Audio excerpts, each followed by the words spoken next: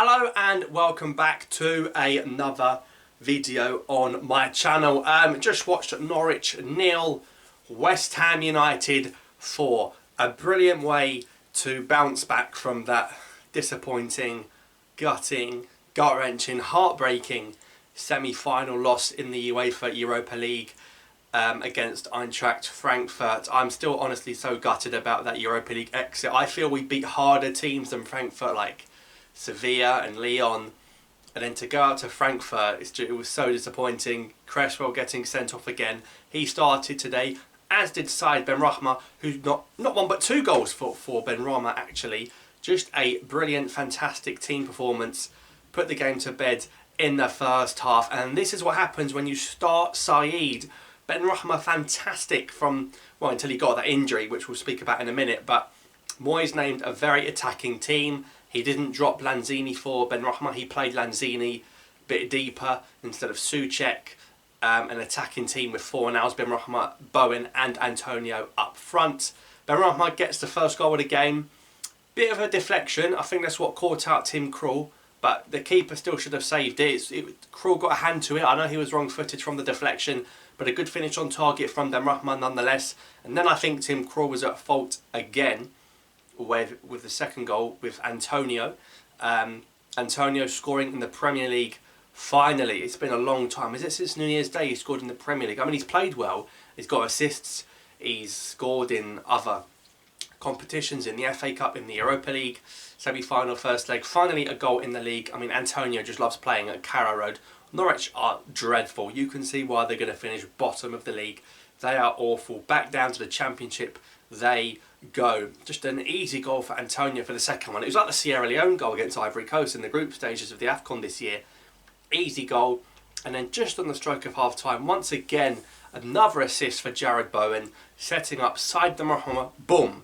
Can't say that was a deflection. That was an emphatic finish. No keeper saving that. Bang. Benrahma makes it 2-0 to West Ham. No, he makes it 3-0 to West Ham. That was his second goal. West Ham's third goal, just on the stroke of half time. So 3-0 up at half time, and then second half we get a penalty, and for me, you got to let Benrahma take that penalty. He's on a hat-trick, his confidence is high. If Benrahma took that penalty, he would have had his first hat-trick for West Ham. It would have been a fantastic day, a Premier League hat-trick. No, Manuel Lanzini scores the penalty, which I've got no problem with. Like, sort of no time for sentiment. Mark Noble came on his birthday, but Benrahma came off. It looked like an ankle injury. He was hobbling. He couldn't even stand up. He couldn't walk. When he was off the field, he was sitting down on the grass. He looked like he had quite a bad injury there. I hope it's just a bad impact and Benrahma's going to recover, because we've got a massive game coming up. The last game for Mark Noble at home, and we're playing Manchester City. Benrahma against Mahrez. They're fighting for the title. We're fighting for the UEFA Europa League and the UEFA Conference League, because for me, Europa League again would be fantastic. If we beat Man City and beat Brighton, we're in the Europa League. If we lose to City and beat Brighton, we're probably going to be in the Conference League. So we're going to finish 6th, 7th or 8th. But to not get Europe would be a huge disappointment. I want another European tour.